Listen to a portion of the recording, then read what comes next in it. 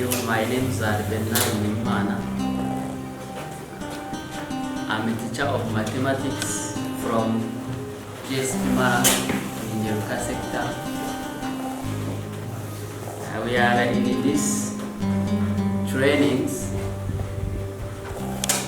of sciences and mathematics in order to make what we teach concrete. We usually, for example, in mathematics, we usually know that we teach some things which are somehow abstract, which make some think that it is a complicated lesson, but the experiment can help us to concretize mathematics, which can make it easy to the learners or to anybody who can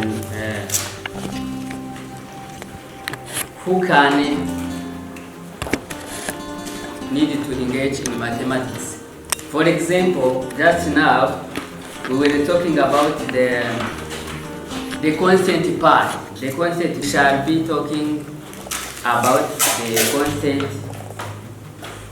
part, which we use it in different domains in mathematics, either in other sciences.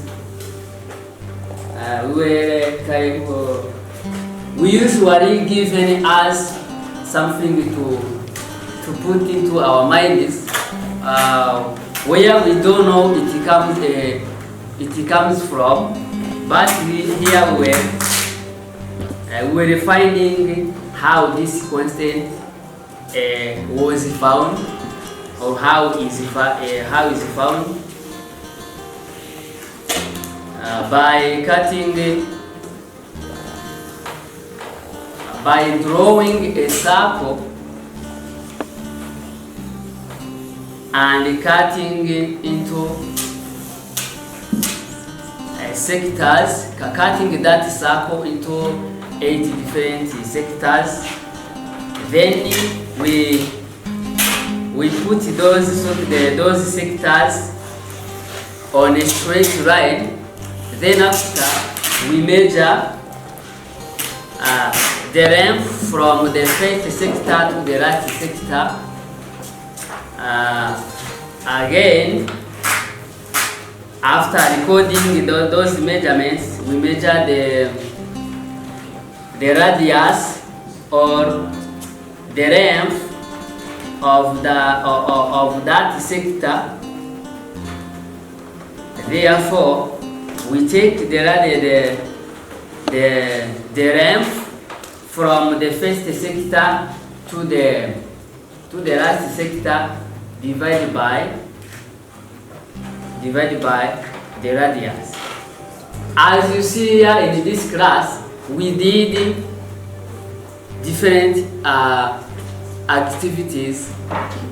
As it is seen here, we have found the same value, almost the same value, which is the value of phi. Usually know that is 3.14, and the other points, other values which are behind it, respectively to the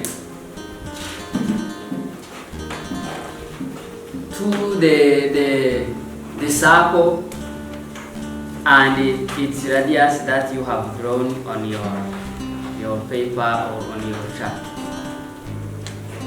So I can see that these trainings are so important to us, teachers of mathematics. We usually face with the problem of having students who are fearing of studying mathematics. Some of them ask us, where do you find those ones? They ask us, where do we find those ones? especially when we give them some constants that are used in some formulas of mathematics. They ask us where we find them. It's good to follow these trainings or this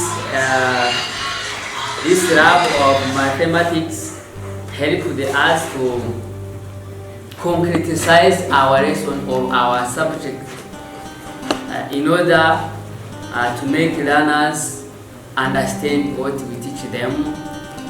As you see here, there are many things that we did in these trainings. Some think that mathematics cannot have experiments, but as you see here, we did many experiments which we use in our everyday life of teaching mathematics.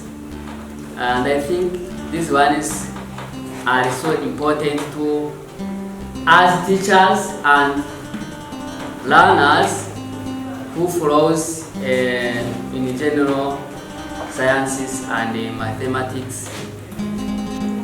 In the geometry, I studied how to prove the Pythagoras theorem. About the Pythagoras theorem, for the right-angled triangle, it has 3 sides, and you have made the squares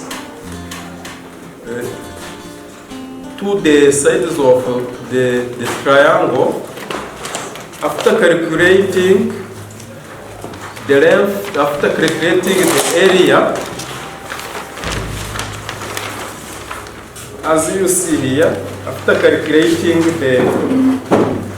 after having, this is the right triangle, and you have made the square to each side of a triangle. This is a square 1, square 2, and square 3. After the length of the long length of right-angled triangle is the hypotenuse, and the other adjacent side is when the square of the hypotenuse, it is equal to the square of the other sides. So how were you teaching it before attending this training? Before I didn't use the proof. What were you using? I used the formula only. Only. But up to now, I'm proving how to know the angle, the length of the sides.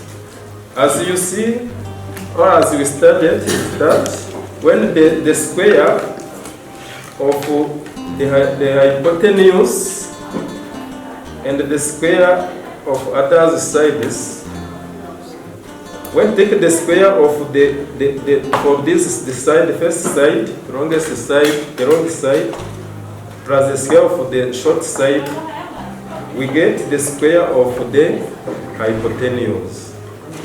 My question is, if I see well, all the materials you have used are usual. Why didn't you use this method? There is nothing imported from afar. Why didn't you use that method? I didn't use it because before I didn't know it. But in this training is the best that I come to get those knowledge. Among you, is there anybody who was using that method?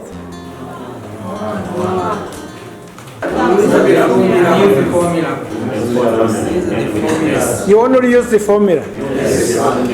Okay.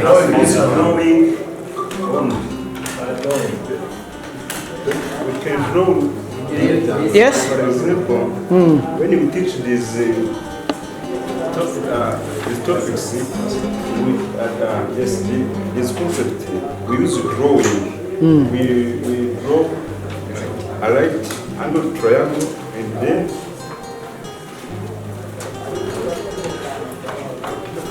first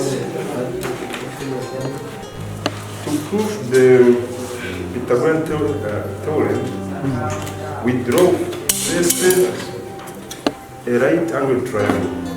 And then after we ask the student to draw a rectangle, a square on one side, corresponding to the side, like this, by graphing this on the blackboard. And then we ask them again to take another square which has the side corresponding to the hypotenuse. Then we have the graph like this. And then Thank you.